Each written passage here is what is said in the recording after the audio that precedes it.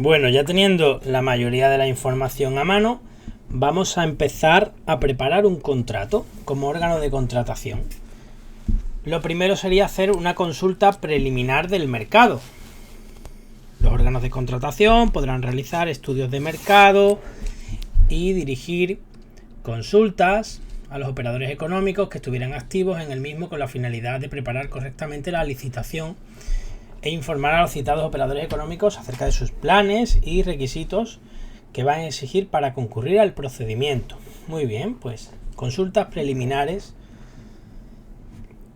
y consultas a los operadores económicos.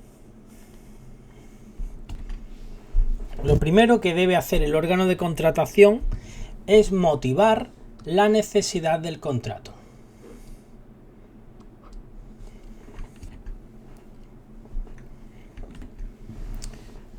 Cuando se requiera de la cesión de datos por parte de las entidades del sector público al contratista, es decir, la administración le tiene que dar a esas empresas unos datos concretos, pues se va a hacer indicándole cuál va a ser la finalidad del tratamiento de datos, ¿vale? Todo esto por la Ley de Protección de Datos. Muy bien, vamos a tener también los pliegos de los que tantos hemos estado hablando hasta ahora. Los pliegos de cláusulas administrativas particulares. Luego vamos a hablar de ellas concretamente, ¿vale? Pero todo esto se incluye al expediente y también las prescripciones técnicas. Después hablaremos de estos dos puntos mucho más en profundidad. También a este expediente tenemos que incorporar un certificado que diga que existe crédito disponible, porque ya sabemos que si celebramos un contrato y no hay crédito disponible es nulo de pleno derecho, que lo vimos en los artículos de nulidad anteriores. También vamos a justificar adecuadamente por qué elegimos un procedimiento concreto de licitación, si elegimos el procedimiento abierto, el procedimiento restringido, si vamos a utilizar el 159, que es un procedimiento abierto simplificado, o el super simplificado del 159.6, o vamos a utilizar una licitación con negociación, ¿vale? Lo tenemos que justificar. También la clasificación que se va a exigir a los participantes en caso de que sea obligatoria, claro. Ya hemos visto que en la mayoría de los casos no es obligatoria. ¿Con qué criterios vamos a justificar la solvencia? Ya sabéis, técnica o profesional y económica y financiera. Y los criterios que se van a tener en cuenta para adjudicar el contrato. También el valor estimado del contrato. Ya sabéis, el valor estimado va sin IVA y incluye todas las prórrogas, primas, modificaciones, todo lo máximo que puede llegar a costar un contrato en función de todas las variables que se contemplen. La necesidad de la administración a la cual pretende dar satisfacción mediante la contratación de este expediente. En el contrato de servicios, solamente en el de servicios, hay que hacer un informe de insuficiencia de medios. Es decir, que hay que justificar y decir, yo como órgano de contratación quiero hacer este contrato de servicios, pero solo dispongo de un medio propio, que es este, pero no me puede satisfacer la necesidad que vengo requiriendo, por lo cual acredito una insuficiencia de medios y gracias a eso pues puedo licitar el contrato, porque si tengo medios propios tengo la obligación de utilizar los medios propios de la administración. Y ya veis aquí la decisión de no dividir en lotes. ¿Por qué? Porque la norma general era dividirlo en lotes y si no lo divido en lotes tengo que justificarlo, por lo cual por eso aparece aquí en la letra G. Muy bien, pues ya tenemos preparado el expediente. Ahora la aprobación de ese expediente. Bien, completado el expediente de contratación, se dictará una resolución motivada. Esa resolución es para aprobar el expediente, es la aprobación del expediente, ¿vale? ¿Qué ocurre? Que automáticamente queda abierto el procedimiento de adjudicación, ya se ha dispuesto la apertura del procedimiento. ¿Qué implica también? La aprobación del gasto, el documento A. Esto está relacionado con el tema 17 de presupuestario. Si ya lo habéis visto, pues lo vais a enlazar perfectamente. Si no, pues cuando lo veáis lo enlazaréis y veréis el nexo que tiene todo esto. Por resumirlo, al que no lo haya visto,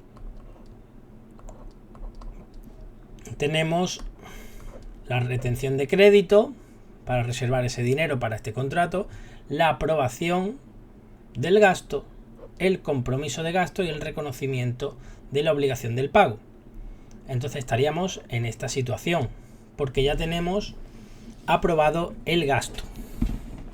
Cuando ya adjudiquemos, entonces ya tendremos que hacer el documento D. ¿De acuerdo? De momento todavía estamos con la aprobación del expediente.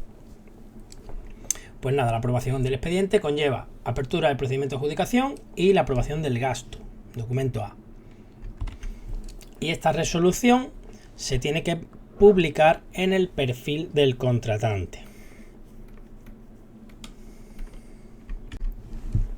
Y ahora aquí de buenas a primeras nos saca un artículo sobre los contratos menores. Bueno, pues ya hemos ido hablando un poco de ellos, pero nos faltaba delimitar esas cantidades por las cuales se va a interpretar que es un contrato menor. Pues como siempre va a tener de referencia el valor estimado. Cuando se trate de obras, tendrán que ser inferior a 40.000, y cuando se trate de suministros o servicios, inferiores a 15.000. ¿De acuerdo? Estos son de valor estimado, obras inferiores a 40 y suministros y servicios inferiores a 15. Estos se tramitan de una manera mucho más rápida.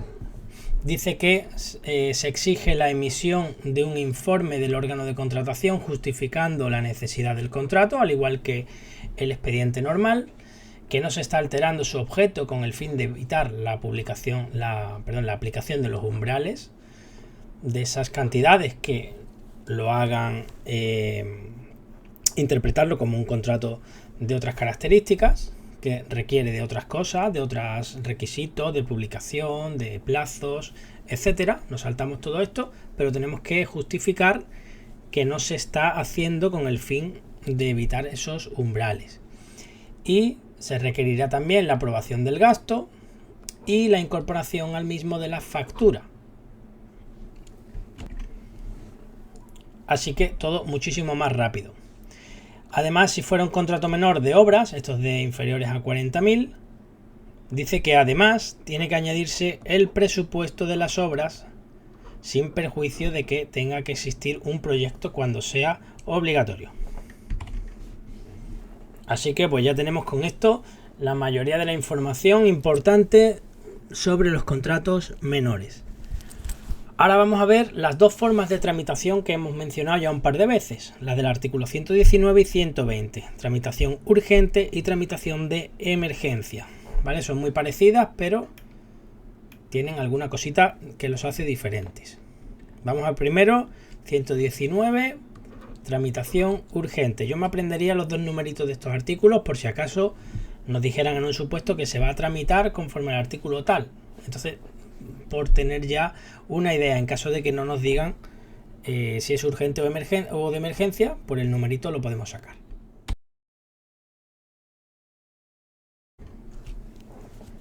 Se va a tramitar de forma urgente los expedientes que respondan a una necesidad inaplazable o sea preciso acelerar por razones de interés público. En estos dos casos se puede utilizar la tramitación urgente y va a tener una serie de especialidades. En este tipo de tramitación va a existir una preferencia para el despacho por los distintos órganos que intervengan. Se va a disponer de un plazo de 5 días para emitir informes o cumplimentar trámites, aunque si es muy complejo o hay otra causa justificada, el plazo se va a poder ampliar hasta 10 días. ¿vale? 5 días más. O 3 días más, dice hasta 10, ¿vale? Vamos a tener un plazo de 5 que podemos llegar hasta máximo 10 días. Por lo que pueden ser 6, 7, 8 y 9 por complejidad o causa justificada, ¿vale? ¿Qué más? Esto yo lo llamo LAF, licitación, adjudicación y formalización. Estos 3 pasos, el plazo va a quedar reducido a la mitad, salvo algunas cosas. Y vamos a ir nombrando. El plazo de 15 días hábiles que hay que esperar, esto lo vamos a ver luego porque todavía no hemos llegado al artículo 153, pero cuando estemos en un procedimiento de adjudicación, si el contrato es susceptible de que se pueda interponer un recurso especial, hay que dejar esperar estos 15 días por si alguien pone un recurso, ¿vale? Por lo cual, este es uno de los plazos que no se puede reducir a la mitad, ¿vale? Porque todos los plazos se van a reducir a la mitad en la tramitación urgente, pero estos de aquí no. Vamos a seguir. El plazo de presentación de proposiciones en el procedimiento abierto de obras, suministros y servicios SARA, por lo cual vamos a poner aquí recurso especial en materia de contratación. Aquí vamos a poner procedimiento abierto SARA SOS, ¿vale? Suministro, obras y servicios. Tampoco. El plazo de presentación de solicitud y proposiciones en los procedimientos restringido y licitación con negociación, cuando sean también obras, suministros SARA, pues lo cual procedimiento restringido, licitación con negociación SARA SOS, tampoco. En los de diálogo competitivo y asociación para la innovación, tampoco. Diálogo competitivo y asociación para la innovación, cuando sea SARA. Aquí nos dice, sí, lo dice también, suministros, obras y servicios. Pues estos son prácticamente todos los procedimientos que vamos a ver. Procedimiento abierto, restringido, licitación con negociación, diálogo competitivo y asociación para la innovación. Y en común todo que sea SARA y suministro, obra y servicio. En esos casos no se va a reducir a la mitad ningún plazo que tenga que ver con la presentación de ofertas o presentación de proposiciones. Luego hay otro plazo en el que la empresa puede solicitar información adicional que no venga en los pliegos y la necesite para poder elaborar su oferta. Ese plazo de 6 días se reduce a 4 días. Es que si lo reducimos a la mitad se quedaría en 3 días y sería muy poquito. Entonces de 6 pasa a 4 en vez de a 3. Y esto se da en procedimiento abierto, procedimiento restringido de SARA SOS. ¿Vale? Esto en vez de 6 días a 3 pasa de 6 a 4. Y los plazos del 159 tampoco se pueden reducir. El 159 es una variante del procedimiento abierto que se llama procedimiento abierto simplificado. Ya los plazos son reducidos, por lo cual no tiene sentido ya reducirlos todavía a la mitad. Y por último ya nos dice que el inicio de la ejecución de un contrato que se haya tramitado por urgencia no puede exceder de un mes. ¿Desde cuándo? Desde la formalización. Por lo cual, esto lo vamos a poner en este lado porque no tiene nada que ver con las limitaciones que hemos ido poniendo. Máximo un mes para ejecutar. ¿Vale? Repasando. Los motivos, muy importante porque van a variar con el de emergencia, ¿vale? Urgente, necesidad inaplazable o preciso acelerar por razones de interés público. Y tiene varias especialidades. Va a haber una preferencia para despachar, los informes van a tener que ser en 5 días, se pueden ampliar hasta 10. Los plazos de licitación, adjudicación y formalización, LAF, se pueden reducir todos a la mitad, excepto todos estos. Los que tengan que, cuando se pueda interponer un recurso hay que esperar, no se puede reducir. Cuando sea todos estos procedimientos en SARA SOS tampoco. Y cuando sea procedimiento abierto o procedimiento restringido de SARA SOS, pues pasa de 6 días a 4, no a 3. Y los del simplificado, 159, tampoco se pueden reducir. Y máximo para ejecutar, 1 mes desde formalización. Y vamos a ver ahora la tramitación de emergencia. En este caso ya no estamos hablando de necesidad inaplazable o que sea preciso acelerar por razón de interés público, sino que estamos hablando de actuar de manera inmediata a causa de acontecimientos catastróficos que supongan un grave peligro o tenga que ver con la defensa nacional. ¿Vale? Esto es la emergencia. 120, importante el numerito a mi juicio. Y os recuerdo también que nos decía que en la tramitación de emergencia era el único caso en que la administración podía contratar verbalmente. ¿Vale? En colación a los artículos que vimos hace un rato. Características que va a tener la tramitación de emergencia, pues no va a ser ni siquiera necesario la tramitación del expediente. No hay obligación de tramitar el expediente. Se puede ordenar la ejecución de lo necesario, sin sujetarse a ningún requisito formal, sin condiciones, incluso que no exista crédito suficiente, que ya vimos que en un procedimiento normal esto era incluso motivo de nulidad, de nulo de pleno derecho. Pues en este caso hasta eso podemos saltarlo.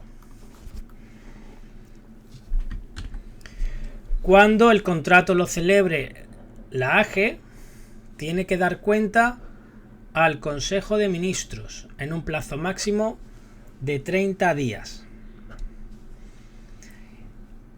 Igual que la tramitación urgente, el inicio de la ejecución no podrá ser superior a 1 mes. Eso es lo único que es igual que el de urgencia. Y cuidado con lo que nos dice aquí. Dice, si se excede de este plazo, es decir, que el inicio de la ejecución vaya a suponer que se empiece más de un mes más tarde, pues no vale la tramitación de emergencia. Tendremos que utilizar un procedimiento ordinario. ¿Vale? Cuidado con eso, que es importante. Y nada, una vez prestada la prestación y ejecutado el contrato y todo eso, ejecutadas las actuaciones, dice que se observará lo dispuesto en esta ley para la recepción y liquidación de la prestación. Ya después, para pagar, liquidar el contrato y eso, no hay tanta prisa y se hace de la forma ordinaria. Muy bien, pues ya tenemos la diferencia entre urgencia y emergencia.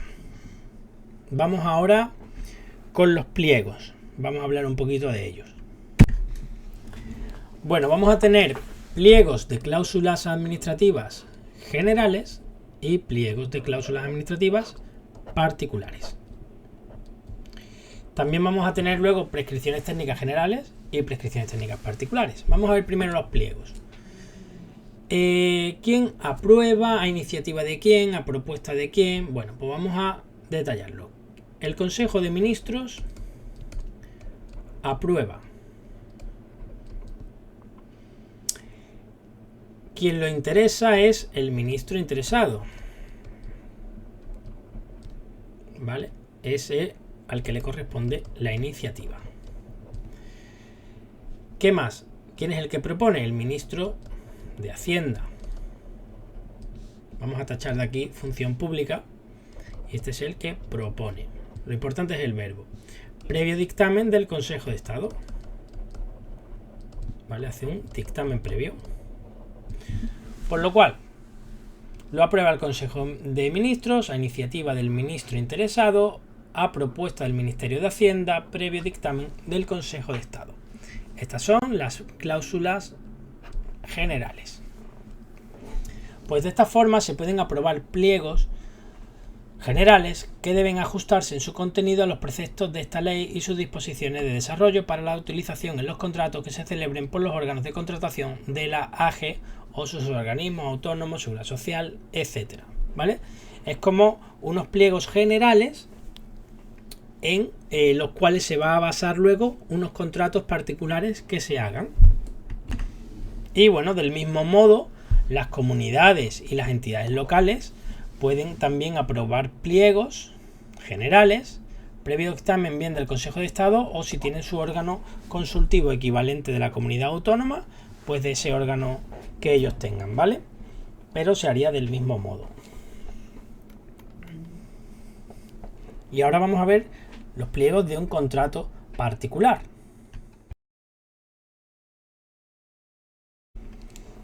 Los pliegos, es muy importante, dice, deberá aprobarse previamente a la autorización del gasto o conjuntamente con ella. Se puede de las dos formas, ¿vale? Y siempre antes de la licitación del contrato. ¿Qué pasa? Había contratos que, como los contratos menores, por ejemplo, no tienen licitación. Pues en caso de que no exista licitación, antes de su adjudicación, ¿vale? Así que los pliegos de cláusulas administrativas particulares se hacen siempre previamente la aprobación, vamos a ponerlo aquí, a la autorización del gasto o conjuntamente, y siempre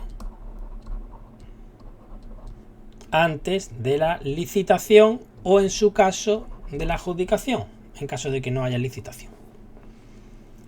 Solo podrán ser modificados posteriormente por un error material, de hecho o aritmético. Nada más. No se puede modificar lo que es la esencia de las cláusulas. Y ya sabemos por otros artículos que hemos leído anteriormente que en los pliegos se incluyen los criterios de solvencia y de adjudicación del contrato. También se van a incluir consideraciones sociales, laborales, ambientales, los criterios de solvencia que se van a aplicar,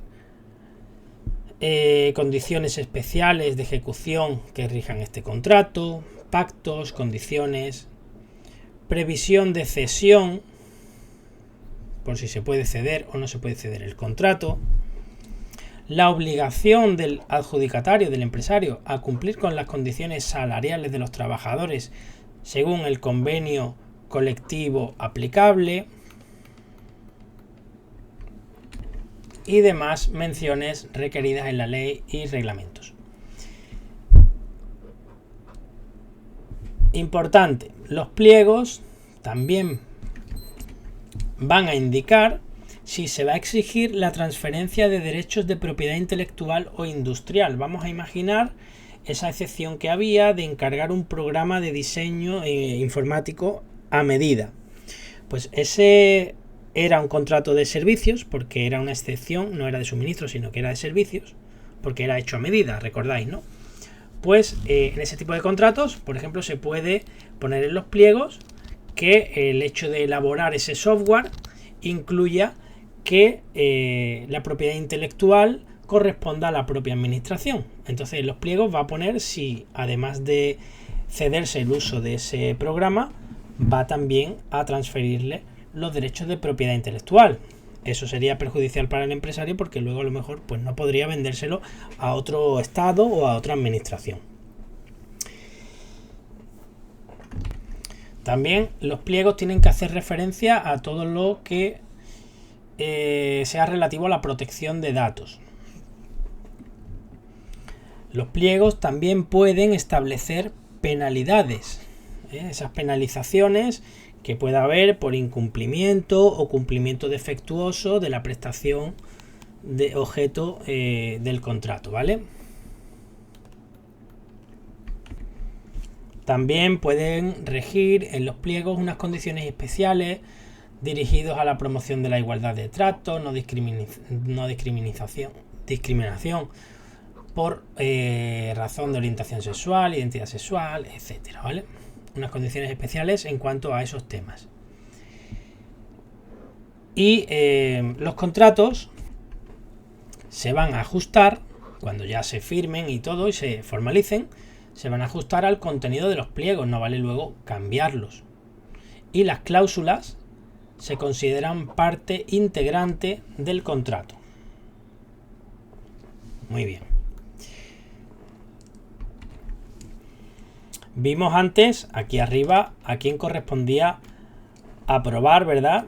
En toda esta parte, los pliegos generales. Los pliegos particulares son mucho más sencillos porque los va a aprobar el órgano de contratación directamente, porque es para ese contrato de forma particular.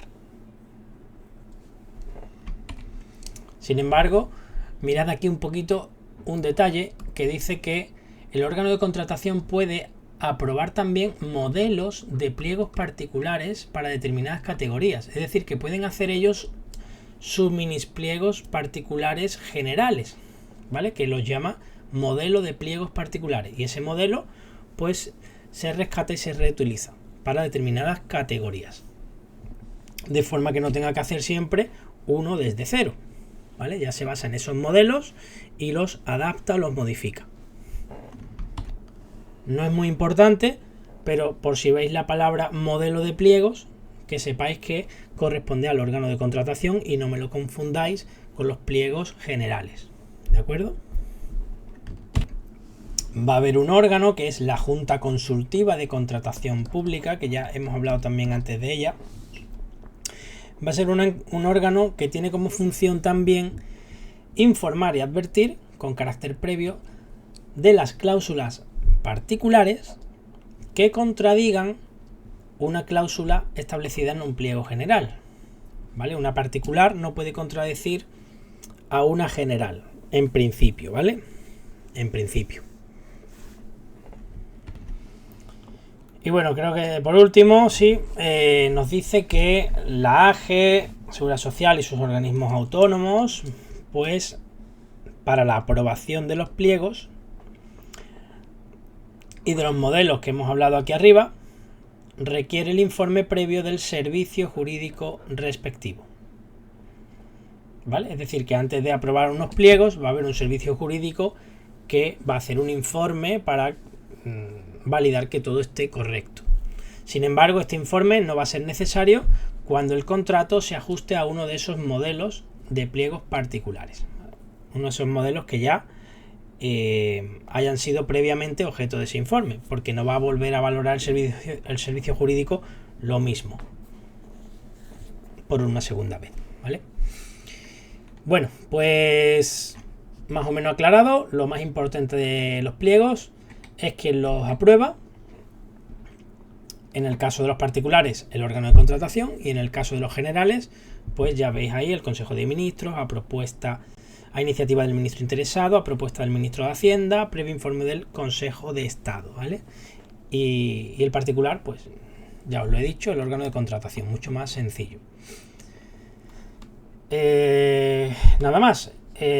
Todo lo que puede contener los pliegos: penalidades, tema de protección de datos, si va a transferir la propiedad intelectual, los criterios de adjudicación, solvencia, pactos, condiciones, previsión de cesión, el tema de las condiciones salariales del convenio colectivo.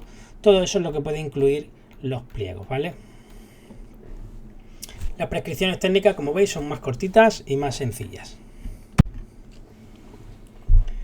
Esto también las generales y las particulares. Bueno, pues nos dice que el Consejo de Ministros las establece o las aprueba, como queráis llamarlo. Vamos a utilizar el mismo verbo, establece. A propuesta del ministro. El ministro propone. Y previo informe, en este caso, de la Junta Consultiva de Contratación Pública del Estado. Pues que hace un previo informe. Es un poco diferente a las cláusulas generales que vimos antes.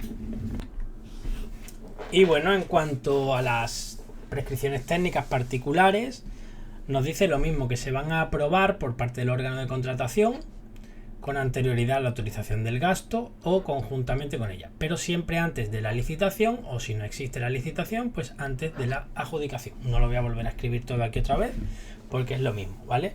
Lo que pasa que los pliegos hacen referencia a las cláusulas que rigen el contrato y las prescripciones técnicas pues a elementos técnicos pues de los suministros, de los servicios que se van a prestar, etcétera, ¿vale? Se rige más para la parte técnica. Y vamos a entrar en el procedimiento de adjudicación ya.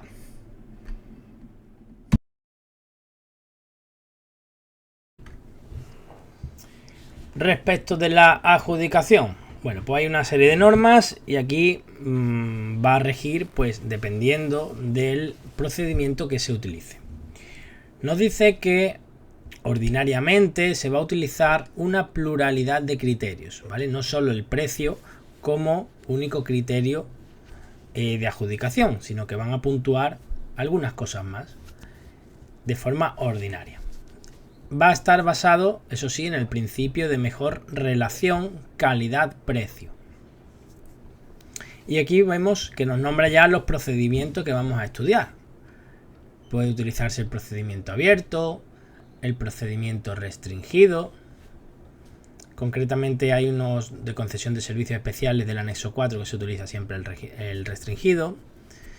También en los casos del 168 el procedimiento negociado sin publicidad, que también veremos qué casos son. En el 167 el diálogo competitivo o la licitación con negociación. Y también tenemos la asociación para la innovación, ¿vale? Todo esto lo vamos a ver uno por uno y sobre todo cuándo se puede utilizar o no se puede utilizar. No siempre se pueden utilizar todos.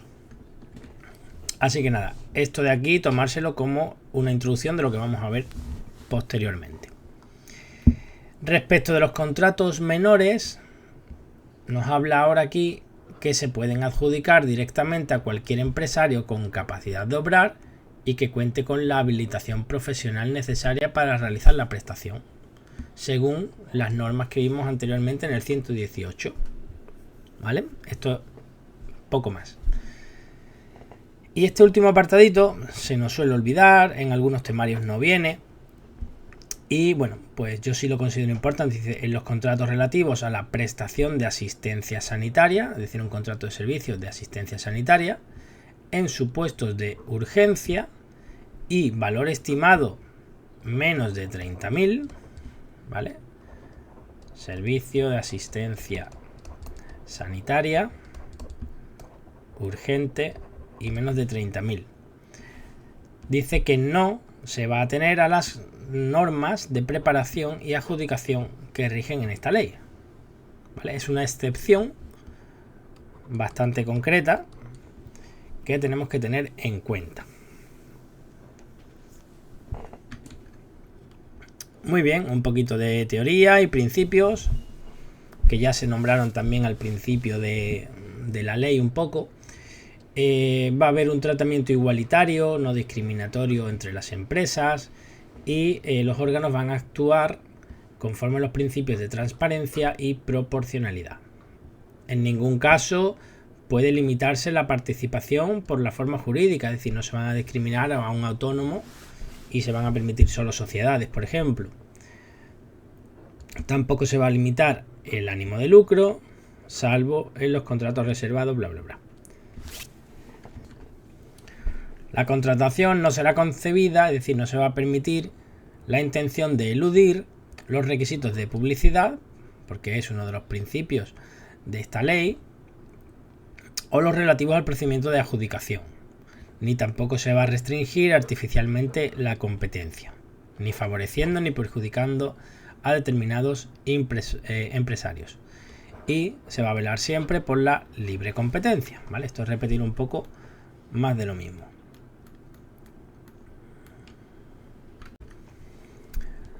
De la confidencialidad, pues dice que los órganos de contratación no van a poder divulgar la información facilitada por los empresarios, que hayan designado como confidencial en el momento de presentar su oferta.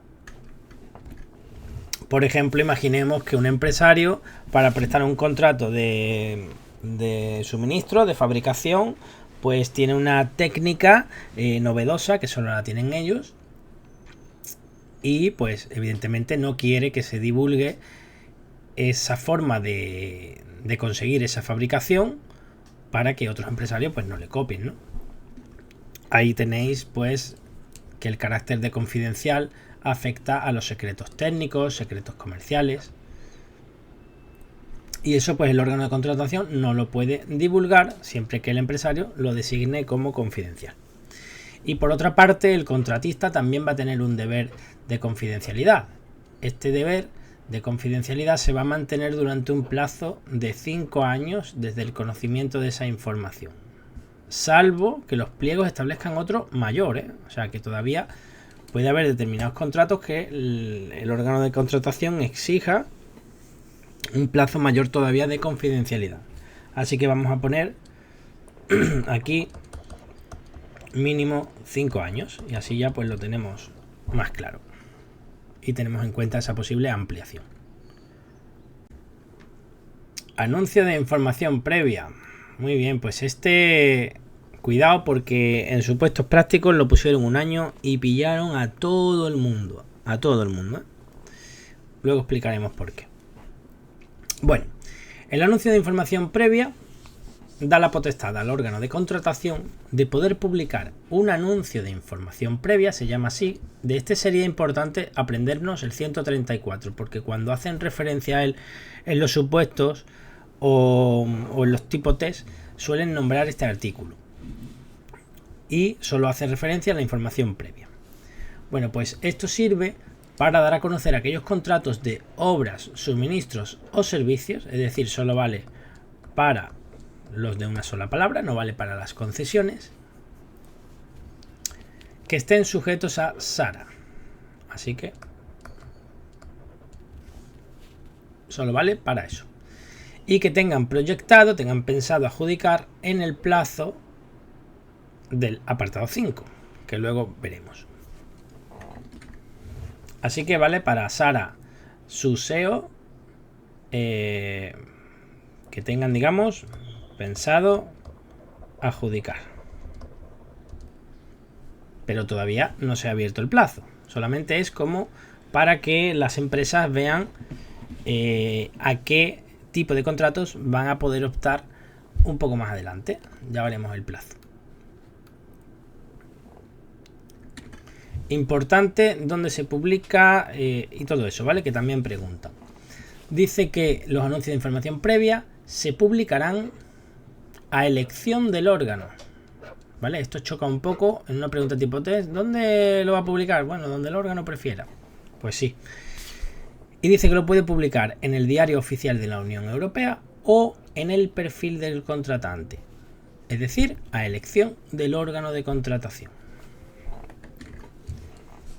Para publicar en el perfil, pues directamente se publica en el perfil y punto. Y para publicarlo en el DOUE, lo que hay que hacer es enviarlo a la oficina de publicaciones.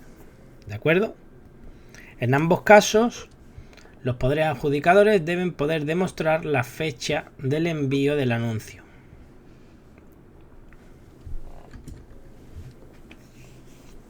Muy bien. Cuando lo hagamos en el DOUE, la Oficina de Publicaciones de la Unión Europea va a confirmar a ese poder adjudicador, a ese órgano de contratación, la recepción del anuncio y la publicación de la información enviada. Ambas cosas se las va a notificar al órgano. Y esta confirmación constituye prueba de la publicación. Vale. O sea que va a avisar en dos momentos diferentes la oficina. Primero, hemos recibido el anuncio. Y cuando lo publiquemos, te vamos a decir, ya hemos publicado el anuncio. En caso de que utilicemos el DOUE, no se publicará a nivel nacional antes de que se haga en el DOUE.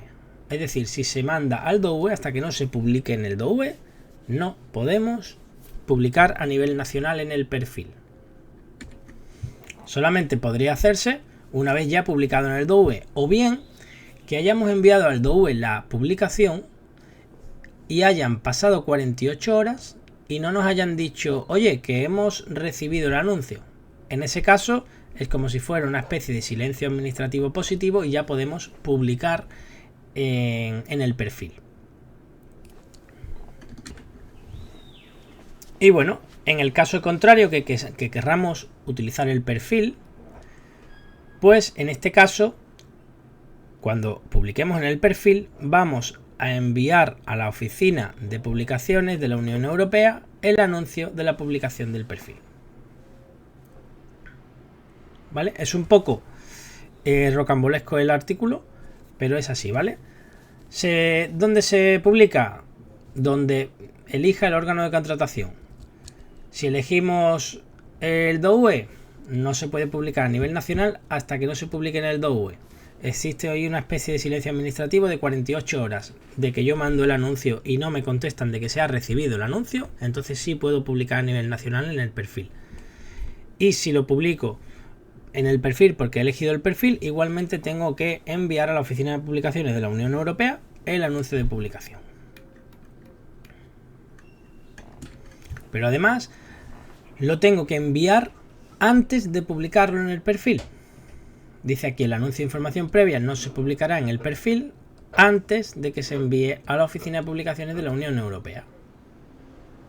¿De acuerdo? Y esto tened cuidado porque, bueno, no es lo mismo el anuncio de la información previa que la publicación del anuncio de información previa. Estamos hablando de cosas diferentes. Publicación del anuncio y anuncio de información previa. Son dos cosas diferentes que si lo leéis todo seguido parece lo mismo y dice, pero si me acabo de decir lo contrario. Y no, cuidado. Leedlo todo de nuevo otra vez, tranquilamente, y ya veréis que no. Lo más importante, el periodo que cubre el anuncio de información previa. Y cubre un periodo máximo de 12 meses a contar desde la fecha de envío del anuncio. Por eso es importante que quede remarcada la fecha de envío. No desde la publicación, sino desde el anuncio. Porque primero se anuncia y luego se publica. Sin embargo, bueno, los servicios especiales del anexo 4, que siempre van por su cuenta, pues puede ser un plazo superior a 12 meses, ¿vale? Pero la norma general, 12 meses.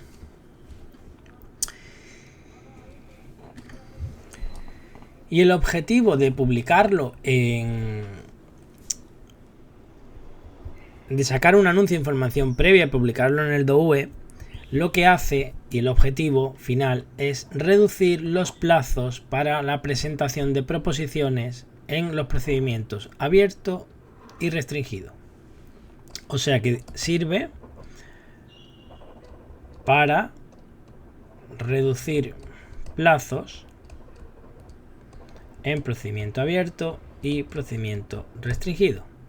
¿Vale? Ya veremos de qué manera, cuánto van a reducirse, porque cuando ya veamos el procedimiento abierto va a ser de una manera y veamos el restringido va a ser de otra, pero el objetivo final de este anuncio de información previa, recuerdo, del 134, sirve para reducir los plazos.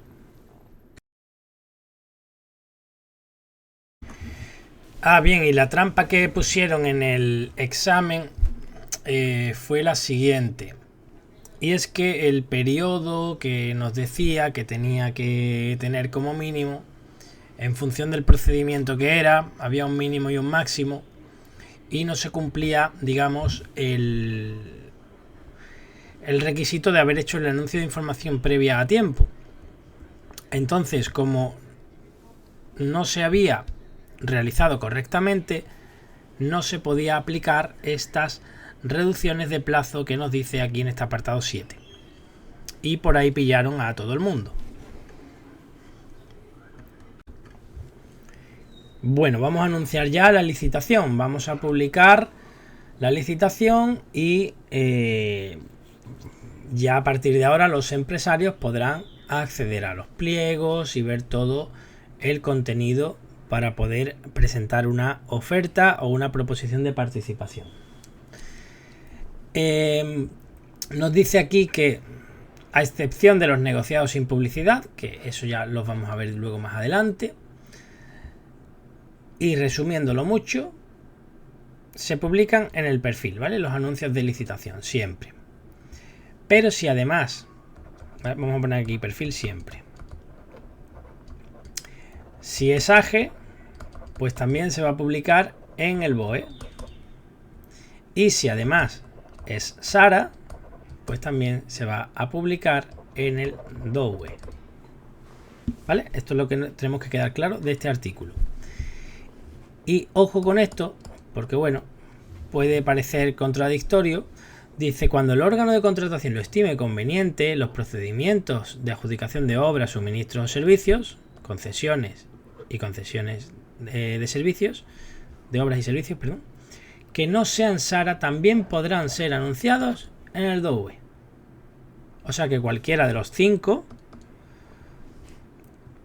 no SARA también se puede, vamos a poner, se puede, si el órgano lo estima conveniente, en el DOUE. Aquí hablamos de la licitación.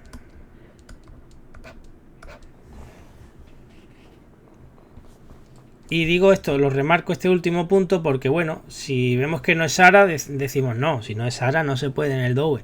Pues sí, sí que se puede cuando el órgano lo estime conveniente.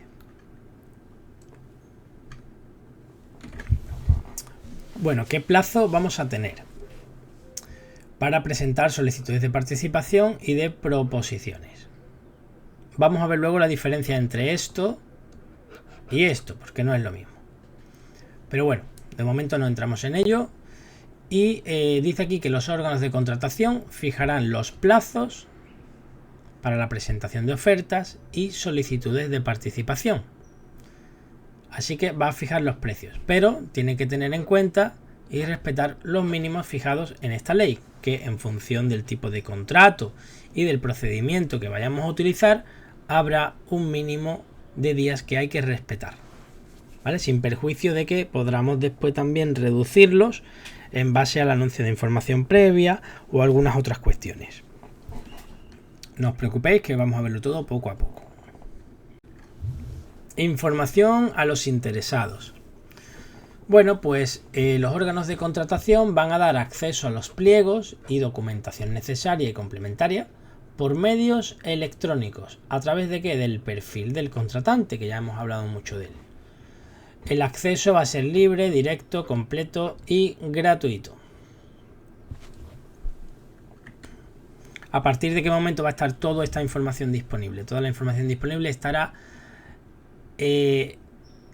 a la fecha de publicación del anuncio de licitación o, en su caso, del envío de la invitación a los candidatos seleccionados. Esa última cuestión ya la veremos.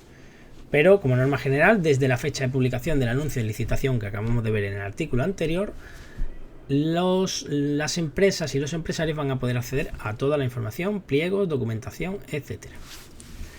Y hay una excepción que es bastante importante porque da acceso a través de medios no electrónicos, pero no por eso es importante, sino por lo que dice en su segunda frase, ¿no? Dice, en este caso, cuando se dé acceso por medio no electrónico, el anuncio de licitación o la invitación de los candidatos seleccionados advertirán de esta circunstancia y el plazo se va a prolongar 5 días, salvo tramitación urgente. Es decir, que si hay acceso no electrónico, es una potestad, podrán dar acceso y es una excepción. Se advierte todo esto, pero el plazo aumenta 5 días.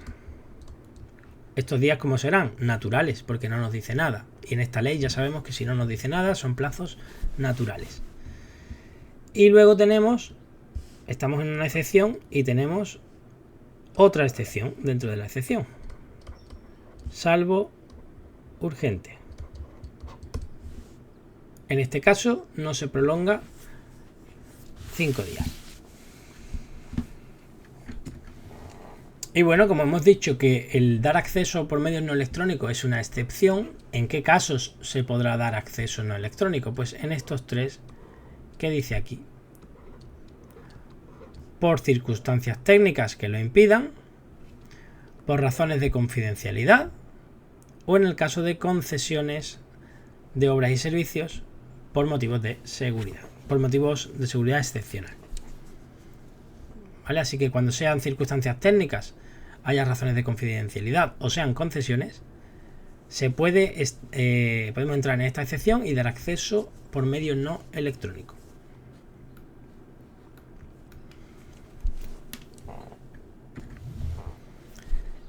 ¿Cuándo nos tienen que dar el acceso? Pues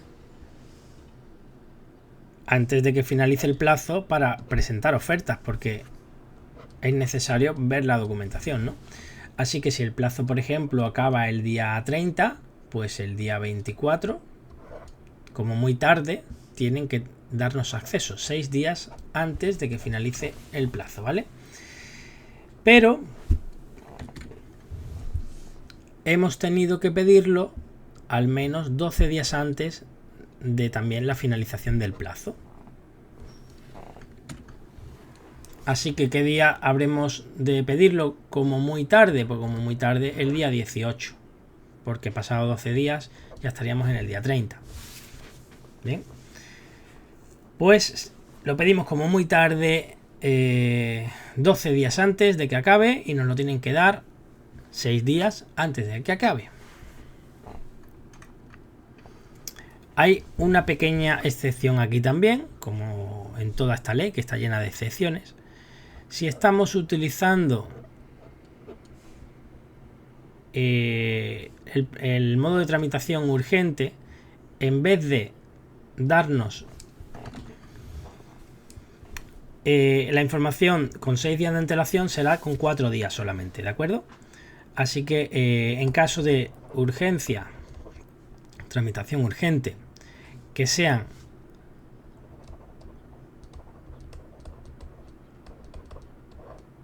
suministros, servicios u obras SARA y además sea procedimiento abierto o procedimiento restringido, en estos casos se tiene que dar todo junto. El plazo no será de 6 días de antelación, sino que será solamente de 4 días. ¿Vale? Es una excepción dentro de este artículo. Yo sé que son muchas cositas, pero estoy seguro que cuando echéis un vistazo a este tema 2-3 veces, vais a abordarlo. Yo en una primera vuelta me quedaría con el contenido general y luego entraría ya a partir de la segunda vuelta un poco en algunas excepciones y en una tercera vuelta ya en todo. Y este tema, una vez que está comprendido, no sabemos las cantidades más o menos, los plazos y todo, el repaso, os digo yo, del tema completo en menos de una mañana se consigue perfectamente.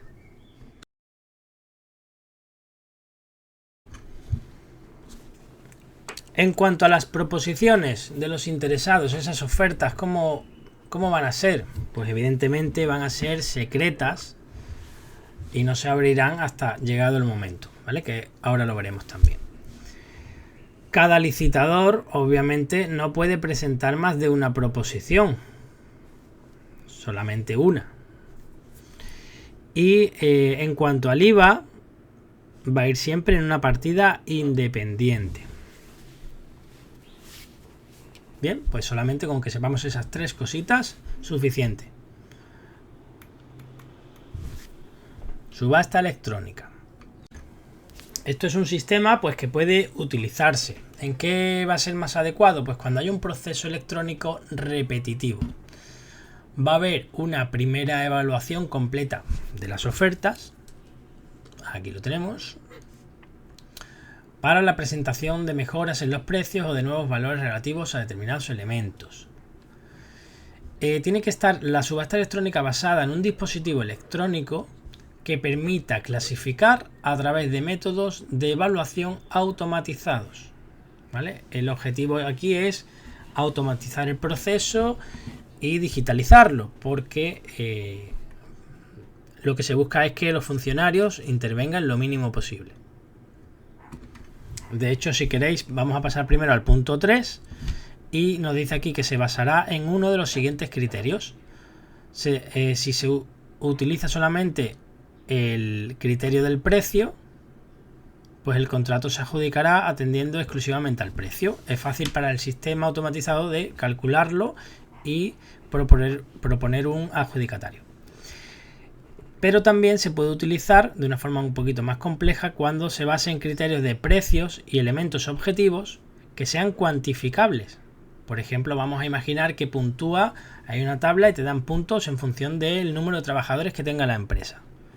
Pues si yo como empresario he dicho que tengo 150 trabajadores y sé que de 100 a 200 me da 3 puntos, pues el sistema va a decir, ha metido 150, está entre 100 y 200, 3 puntos para ti. Y ya está, es totalmente objetivo, cuantificable y se puede expresar en cifras o en porcentajes. Así que de esta manera pues se puede utilizar este sistema. Y volvemos al punto 2 ahora. Dice, podrá emplearse en los procedimientos abiertos, que es el primero de todos que vamos a ver, el procedimiento restringido, que es el segundo que vamos a ver, y en las licitaciones con negociación, siempre que las especificaciones del contrato diga que debe adjudicarse puedan establecerse de manera precisa en los pliegos, no, bla bla bla bla bla bla, pero que no tengan carácter intelectual de ingeniería, consultoría y arquitectura. Así que la subasta electrónica se puede utilizar en procedimiento abierto, procedimiento restringido y en licitación con negociación, excepto intelectual, ingeniería, consultoría y arquitectura. En estos casos no se puede utilizar la subasta electrónica.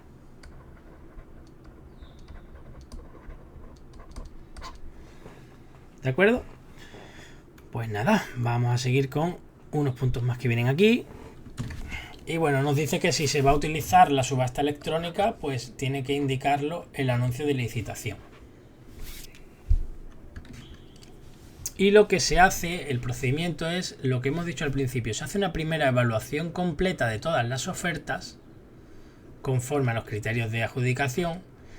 Y a continuación lo que se hace que es invitar por medios electrónicos, es decir, se le enviará un correo diciendo a los licitadores, a los empresarios que hayan presentado ofertas admisibles, a que participen en la subasta electrónica. Es decir, primero se evalúan las ofertas, segundo se invitan y tercero ya participan en la subasta electrónica. Y este plazo es también bastante preguntado. Dice que entre la fecha de envío de las invitaciones, este punto número 2, y el comienzo de la subasta, tiene que transcurrir de aquí a aquí mínimo 2 días. Y aquí sí que dice hábiles. Cuidado.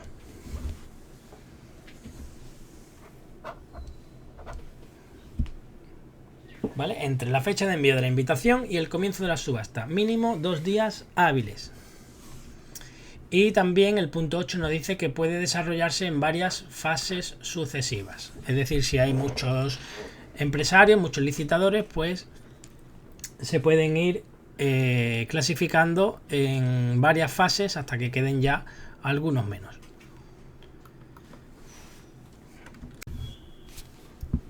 Bien.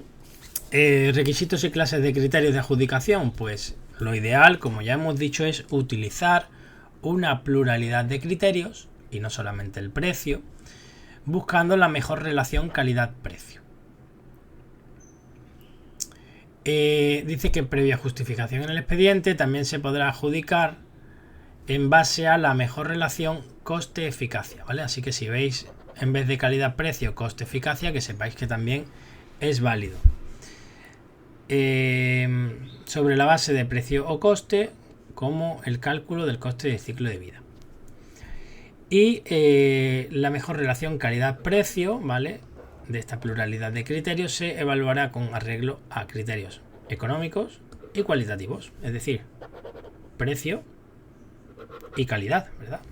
Eso no nos dice nada nuevo, pero bueno. Norma general, pluralidad de criterios, mejor relación calidad-precio, aunque también puede ser por mejor relación coste-eficacia. Ofertas anormalmente bajas, pues aquí también pillaron a más de alguno, bueno, a casi todo el mundo diría yo,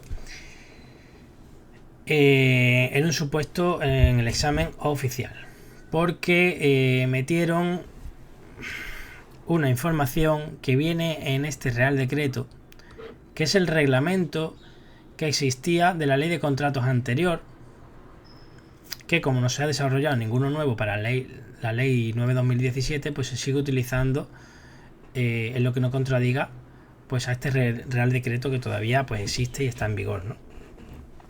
Y en el artículo 85 concretamente de este Real Decreto venía unos criterios para apreciar las ofertas que eran consideradas desproporcionadas o temerarias en las subastas.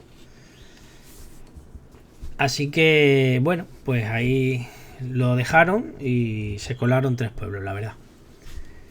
Porque nadie lo tenía, ninguna academia, ningún temario, ni nada. Nosotros vamos a quedarnos de momento, porque eso dudo yo mucho, apostaría el 99% a que no van a volver a preguntar eso. Y nada, nos dice que en cuanto a las ofertas anormalmente bajas, se pueden excluir solamente si se tramita el procedimiento establecido.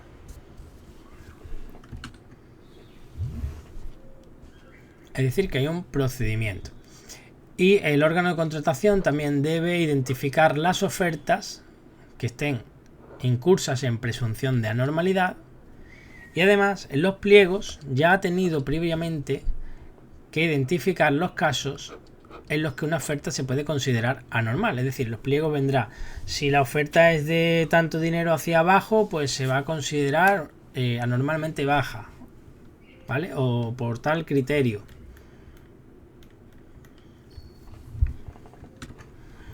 Yo, como digo, no voy a entrar en el Real Decreto. Quien quiera mirarse ese artículo que lo mire, pero yo creo que no merece la pena. Ya lo han utilizado, ya la cagaron utilizándolo y dudo muchísimo que vuelva a poner algo de eso el tribunal. Bueno, vamos a seguir avanzando en este procedimiento y vamos a clasificar las ofertas y a intentar adjudicar el contrato. Todo esto nos habla de norma general. Luego vamos a entrar en cada procedimiento, las peculiaridades que tiene cada uno, ¿vale? Bueno, pues aquí nos nombra por primera vez, me parece a mí, la mesa de contratación. La mesa de contratación viene explicada en el artículo, creo que 300 y pico. Es un órgano de asistencia al órgano de contratación, ¿vale? De momento vamos a quedarnos con eso y luego ya miraremos un poquito más sobre la mesa de contratación. Pero de momento nos quedamos con que es un órgano de asistencia del órgano. Pues la mesa, o si no hay mesa, el propio órgano de contratación va a clasificar por orden decreciente. Primera cosa que tenemos que aprender. Presentadas para posteriormente elevar la correspondiente propuesta al órgano de contratación.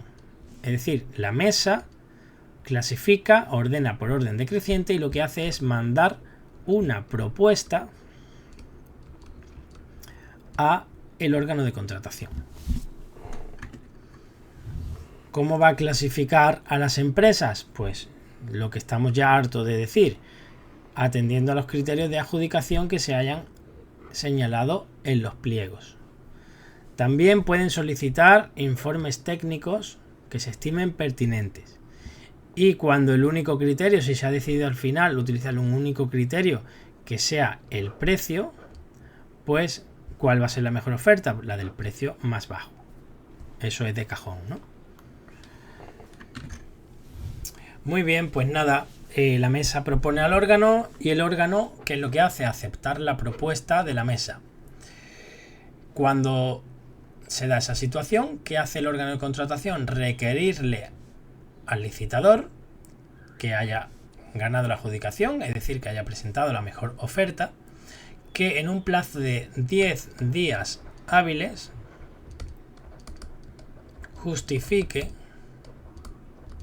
o presente la documentación justificativa del 141AC, que viene a decir lo del tema de la declaración responsable y todo eso. ¿Qué ocurre si no cumple con ese plazo señalado de 10 días hábiles? Pues que se entiende que el licitador retira su oferta. ¿Y qué implica eso? ¿Os acordáis de la garantía?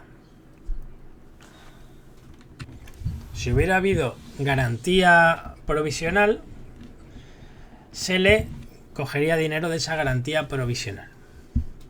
¿Por qué importe? Por el 3% del PBL. Y en este tipo de tema de garantía ya sabemos que el IVA no va. Pues si retira oferta, que no es realmente que la retire, sino que la retire o directamente no cumpla con esto de aquí arriba, con que justifiquen 10 días hábiles. Pues si retira la oferta o no hace esto, va a llevar, no quiero poner este símbolo que puede llevar lugar a confusión, al 3% del PBL. El PBL, como incluye IVA, por eso nos detalla que es sin IVA, porque además todo lo que va con garantías o hace referencia a las garantías va sin IVA. Así que digamos que se le sanciona con eso. ¿Y que lo que sucederá? Pues que nos vamos al licitador siguiente, nos vamos al segundo clasificado. Se le adjudica a quien se le adjudique, se va a adjudicar dentro de los 5 días hábiles siguientes a la recepción de la documentación.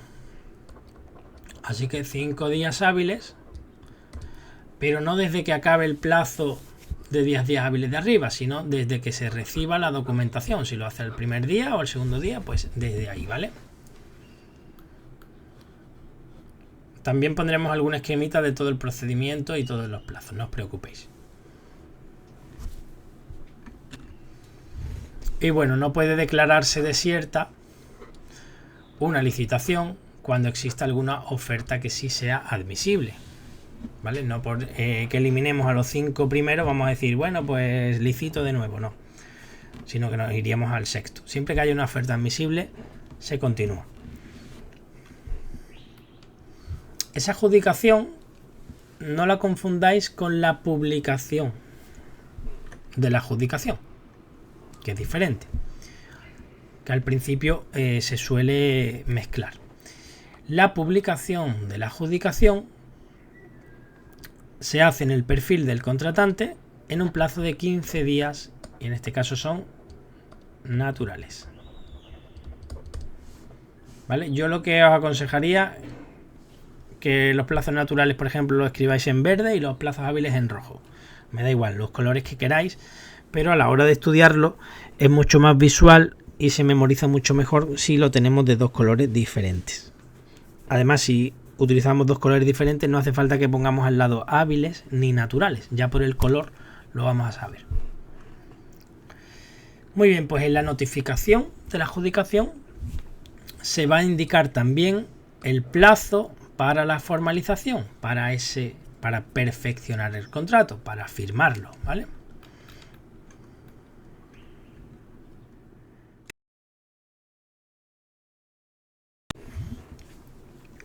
Bueno, la administración también puede decidir no adjudicar un contrato, puede desistir de la adjudicación. En estos casos dice que el órgano de contratación, cuando desista de un procedimiento o decida no adjudicar, lo va a notificar obviamente a los candidatos o licitadores. Pero también, ojo, para pregunta tipo test, está guay esta, ¿eh? Se informa también a la Comisión Europea en el caso de que fuera anunciado en el DOE. Comisión Europea, no Oficina de Publicaciones, ¿eh? Cuidado, que estamos hablando de una institución de la Unión Europea. Y bueno, pues no adjudicar el contrato o desistir se puede hacer siempre que sea antes de la formalización, antes de esa firma, antes de ese perfeccionamiento del contrato, porque los contratos normalmente se perfeccionan con su formalización, ¿verdad? Salvo algunas excepciones que había por ahí. En estos casos dice que se compensará a los candidatos aptos para participar en la licitación por los gastos en que hubiesen incurrido en la forma prevista en el anuncio o en el pliego, o en su defecto incluso pues un procedimiento de responsabilidad patrimonial que puede hacerse a través del trámite del procedimiento administrativo común. Este trámite se ve en la Ley 39/2015. Vale, pues nada, nos quedamos con eso. Lo más importante, que tiene que ser antes de la formalización, que se compensa por los gastos en que hubieran incurrido los empresarios y se notifica a los candidatos y además se informa a la Comisión Europea cuando haya sido anunciado en el diario oficial de la Unión Europea. Pero porque quiera el órgano de contratación no adjudicarlo, no, tiene que ser por razones de interés público, no puede porque quiera. No puede ser porque quiera, sino por razones de interés público que además tienen que estar debidamente justificadas en el expediente. Y además, digamos, no que se castigue, pero que se busca con el fin de evitar trapicheos, porque haya caído en un adjudicatario que no quería el órgano o lo que sea, no podrá promoverse una nueva licitación mientras que subsistan las razones alegadas. Es decir, yo como órgano de contratación digo, no lo voy a adjudicar, lo razono por temas de interés público, tal y cual, lo justifico en el expediente, pues ahora como órgano de contratación no voy a poder sacar ese contrato nuevamente a licitación hasta que no desaparezcan las causas por las que yo he motivado la decisión de no adjudicarlo. ¿Vale? ¿Se entiende, no? Perfecto, pues vamos a formalizar ya el contrato. Lo tenemos adjudicado, hemos notificado, publicado la adjudicación y ahora vamos a la firma, vamos a la formalización. ¿Dónde se formaliza? En documento administrativo, que se ajuste con exactitud a las condiciones de la licitación, bla, bla, bla. No obstante, el contratista, el empresario, puede solicitar que se eleve a escritura pública, es decir, vamos a ir al notario y lo vamos a firmar allí. Si el contratista pide ir al notario, elevar a escritura pública, va a pagarlo él, ¿vale? Lo paga el empresario. Cuando sea acuerdo marco o un sistema dinámico de adquisición, no resulta necesaria la formalización, ¿vale? No es obligatoria. Y en los contratos menores, que también, como sabéis, de las 118 van siempre por su cuenta, se acreditará su existencia, es decir, se acredita la formalización con los documentos que se refieren dicho artículo, que era la firma de la adjudicación, creo que decía. Voy a buscarlo. Bien, nada, no se perfeccionan, directamente se acredita la existencia con los documentos, la incorporación de esa factura y tal, ¿de acuerdo? Importantísimo este punto 3 ahora. Si el contrato es susceptible de recurso especial, en materia de contratación del artículo 44, que ya conocemos, no puede formalizarse hasta que no hayan pasado 15 días hábiles desde que se remita la notificación de adjudicación a los licitadores y candidatos. Es decir, ¿para qué es esto? Bueno, pues si hay algún licitador o candidato que no esté de acuerdo y ese empresario quiere interponer un recurso especial, hay que esperar esos 15 días hábiles para poder formalizar, ¿vale? Esto en caso de que el contrato sea susceptible de recurso. Y para esto tenemos que sabernos muy bien ante qué tipos estamos hablando, ¿no? Eran obras, concesiones de obra, concesiones de servicios, más de 3 millones, y suministros o servicios, más de 100.000. Si estamos hablando de un tipo de contrato de este tipo, hay que esperar los 15 días hábiles para formalizar. ¿vale? Desde la notificación de la adjudicación. Si estamos hablando de un contrato de servicio de 80.000 euros, no cabe esperar estos 15 días porque no cabe el recurso especial, ¿vale? Esto es muy importante para los supuestos prácticos. Y bueno, otra cosita más que nos dice por aquí es que las comunidades autónomas pueden ampliar este plazo de 15 días hábiles con sus órganos, ese tribunal administrativo central de los recursos contractuales y tal, que pueda tener propio para resolver estos recursos y tal. En resumen, que puede incrementar el plazo de 15 días hábiles a más tiempo, como máximo un mes, ¿vale? Yo no creo que vayan a preguntar por esta última frase, pero bueno, que la sepáis y la tenéis ahí. Bueno, y una vez que hayan pasado esos 15 días hábiles y no se haya interpuesto ningún recurso, pues ahora los servicios dependientes del órgano de contratación van a requerir que en 5 días, como máximo, se formalice. Es decir, pasan esos 15 días hábiles, no se presenta ningún recurso, por ahí un plazo máximo de 5 días para formalizar. Desde que se le requiera al empresario, porque aquí le tiene que volver a decir, oye, que ha pasado este plazo y vamos a formalizar. Pues cuando le llegue la notificación para formalizar, es cuando empezarán a correr los días fijados por el órgano, que no puede ser superior a 5. Y ya sabemos, naturales. Y aquí dice los restantes casos, que se refiere a que no quepa el recurso especial en materia de contratación. Dice que no más tarde de los 15 días hábiles siguientes, o sea que máximo también 15 días hábiles. Por lo cual, por intentar buscarle un poco una lógica para aprenderlo, aquí digamos que tenemos que esperar mínimo 15 días hábiles por si hay algún empresario que quiere interponer recurso. Y si no cabe recurso, en vez de mínimo, son máximo 15 días hábiles los que habría para formalizar. ¿Vale? Aquí mínimo esos 15 días de espera y luego cuando acaba el plazo el órgano de contratación dice, oye, que ya podemos formalizar, venga, vamos a hacerlo ya, rápido, máximo en 5 días. Y aquí, pues nada, no cabe recurso y máximo 15 días hábiles. Desde la notificación de la adjudicación, al igual que en el primer caso. No os preocupéis que luego con el esquemita que hagamos pues se verá todo un poco más claro y estos plazos os lo estudiaréis mejor por ese esquemita. De momento iros quedando con la línea cronológica, anuncio, licitación, adjudicación, formalización.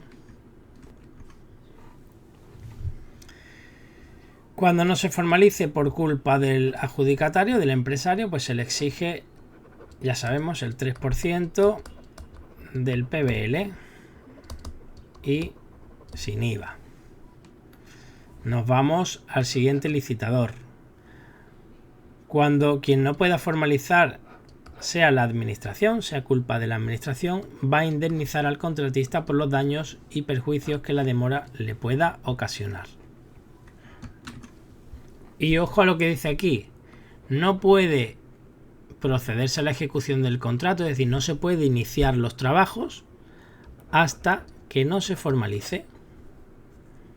Sin embargo, pues esa es la norma general, pero hay excepciones en los contratos menores, en los acuerdos marco, en los sistemas dinámicos y cuando la contratación sea por emergencia, sí que se podrá iniciar antes de la formalización del contrato, ¿vale? Pero como norma general tenemos que esperar a la firma para poder empezar. Bueno, teníamos bueno, no lo voy a poner todo, vamos a poner adjudicación. Después se notificaba la adjudicación a todos los licitadores, has perdido, has ganado, lo que sea. Después se formaliza, pero es que también hay que publicar la formalización, ¿vale? Y en esto tenemos un plazo no superior a 15 días tras el perfeccionamiento, es decir, máximo 15 días naturales.